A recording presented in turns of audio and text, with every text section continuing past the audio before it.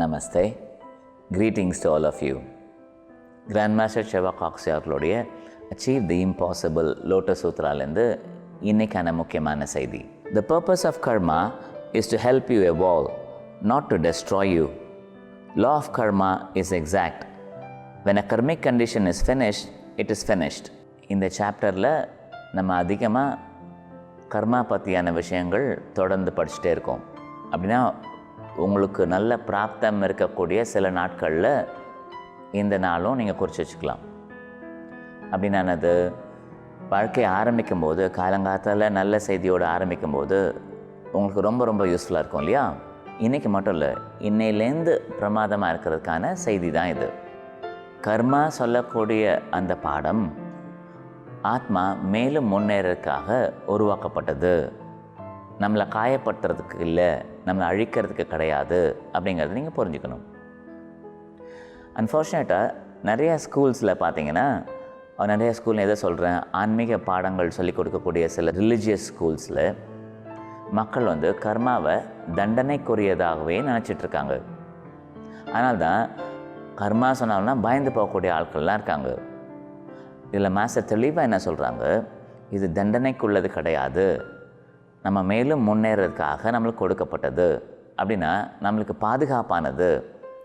நம்ம சேஃபாக நம்ம படிக்க வேண்டிய பாடங்களை ஸ்டெப் பை ஸ்டெப் பாஸ் ஆகி அழகாக வந்துகிட்டே இருக்கோன்னு வச்சுக்கோங்க.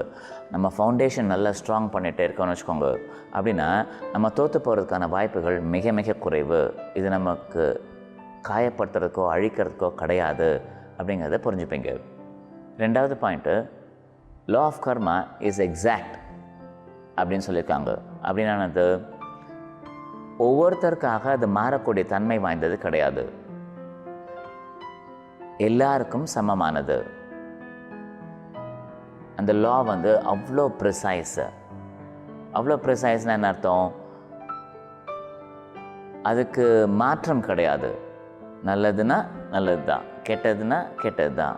என்ன விதைச்சோமோ அதே பழம் தான் கிடைக்கும் அப்படிங்கிற மாதிரி நமக்கு என்ன நினைக்கிறோமோ அதையே நடக்குது. Law of karma is exact. அப்படின்னானது, இந்த கர்மாங்கிறது ஒரு சட்டம் தானே சார் சொன்னீங்க, சட்டம்னா அதுக்கு ஏதாவது ஒரு அட்ஜஸ்ட்மெண்ட் பண்ணி நம்ம தப்பிச்சு வந்துடலாமா அப்படின்னு நீங்கள் நினச்சிங்க வச்சுக்கோங்க. மோஸ்ட் ப்ராப்ளி அது முடியாது. ஏன்னா இது யூனிவர்சல் லா. நம்ம என்ன செஞ்சோமோ அதே நம்மளுக்கு திரும்ப வருது. எக்ஸாக்டானது, இதை மாற்றவே முடியாது. நீங்கள் செஞ்சது உங்களுக்கு திரும்ப வருது. மாற்றணுன்னா அதுக்கு சமன் செய்யக்கூடிய பயிற்சி 3 நாள் முன்னாடி நம்ம சொன்ன சில விஷயங்கள்லேருந்து நீங்கள் செய்ய வேண்டியிருக்கும். பட் செஞ்சது அதுக்கான விளைவு எக்ஸாக்டானது. Law of karma is exact. அப்படின்னா ஒரு பாடம் நீங்கள் படிச்சுட்டீங்கன்னு வச்சுக்கோங்க.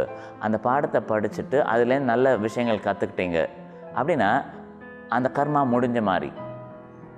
அந்த பாடம் கற்று முடித்த அப்புறம் அது குணமான மாத்திரத்தில் உங்களுக்கு திரும்பி அதே இடத்துல சோதனை கொடுக்க வேண்டிய அவசியம் கிடையாது, உங்களுக்கு பயிற்சி பண்ண வேண்டிய அவசியம் கிடையாது. ஏன்னா அந்த நிகழ்ச்சி மூலமாக நீங்கள் நல்ல பாடம் ஒன்று கற்றுக்கிட்டீங்க, எக்ஸாக்டாக கற்றுக்கிட்டீங்க. அப்படி இருக்கும்போது என்ன ஆகும், திரும்பி அதையே சொல்லிக் கொடுக்க வேண்டிய அவசியம் கிடையாது. இது உங்களுக்கு தெரிஞ்சிடுச்சு அப்படின்னா, இது குணமாயிடுச்சுன்னு அப்படின்னா இந்த குணத்தை நீங்கள் வாழ்க்கையில் பயன்படுத்த ஆரம்பிச்சிருவீங்க. அது உங்களுக்கு இயல்பான விஷயமாக ஆகிடும்.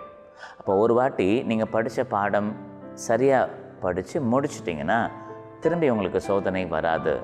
முடிஞ்சது தான். அப்போ நல்ல செய்தி தானே இது, சந்தோஷமான விஷயம். சீக்கிரமாக நல்ல பாடங்கள் கற்றுக்கிட்டோன்னா நம்மளுக்கு திரும்பி சோதனைகள் வராது. இதுதான் செய்தி. நமஸ்தே. இந்த நாள் மிகச்சிறந்த நாளாக இருக்கிறதுக்கு என்னுடைய ஆசைகள். Good luck to you.